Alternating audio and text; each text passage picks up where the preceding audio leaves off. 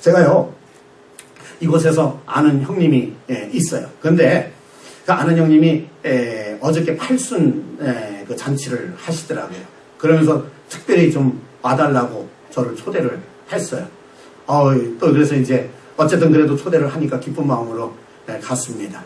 갔더니 목사님 오셨으니까 기도 좀 해달라고, 식사 기도 좀 해달라고 그러고 부탁을 하더라고요. 근데 거기에는요, 예수 안 믿는 많은 사람들이 함께 모여 있었습니다.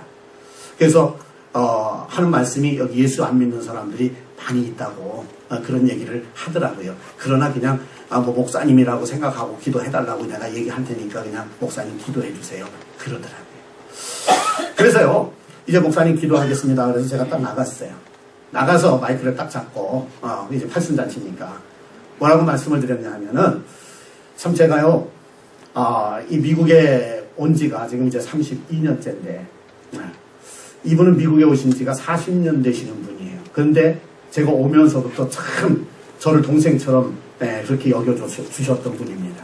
그리고 제가 힘들 때마다 힘을 주시고 위로해 주시고 격려해 주시고 도와주셨던 분입니다. 제가 지금도 잊지 못하고 있는 정말 큰 형님 같은 형님입니다. 너무 제가 오늘 팔순을 맞이해서 얼마나 감사한지 모릅니다. 서두는 이렇게 제가 꺼냈어요. 그리고 뭐라고 얘기를 했느냐 하면은, 근데 제가 하나 여러분들에게 좀 질문을 해도 되겠습니까? 우리가 한국에서는요, 사람이 태어나면 1살이라고 얘기를 합니다. 근데 미국에는 태어난 지 1년이 돼야 1살이라고 말합니다. 한국식이 맞습니까? 미국식이 맞습니까? 그랬더니 미국식이 맞는다고들 얘기를 하더라고요. 제가 얘기를 했어요. 그런데 물론 태어나서 1년 동안 눈에 가시적으로 보이는 그 시간에서 우리가 1년이 돼서 1살이라고 하는 거, 그것도 맞는 말입니다만은, 그러나 사람이라고 하는 것은 엄마 뱃속에 아이가 들어가 있을 때에 이미 생명으로 존재하지 않습니까? 그리고 거의 10달이 있지 않습니까? 그러면서 그 아이가 태어났기 때문에 보이지 않는 그 시간이었지만은 이 아이는 분명히 1년이라고 하는 세월을 지내왔습니다. 그래서 태어나면서 1살이라고 말하는 우리 한국식의 방법이 얼마나 정말 리저너블하고 그 다음에 굉장히 영적인지 모르겠습니다. 제가 그런 얘기를 했어요. 그러면서 무슨 말을 여러분 맞지 않아요? 그랬더니 사람들이 맞네요 그랬더라고요. 그래서 제가 거기서 그랬어요. 여러분들 우리 인생이라고 하는 거는요, 꼭 가시적으로 보이는 것만이 있는 것이 아니라 보이지 않는 이제 불가시적인 그런 것들이 있지만은, 그러나 이제 태어나기 전에는 1년 동안 우리의 눈에 보이지 않습니다. 그래도 생명은 분명히 존재하는 것입니다. 그것을 태생이라고 얘기하죠. 그리고 나서 우리가 세상에 태어나서 80년, 어떤 사람은 100년을 살아갑니다. 그거는 가시적으로 보이는 시간입니다. 그걸 일생이라고 얘기하죠. 그런데 세상이라고 하는 것은 언제나 사이클이 있습니다.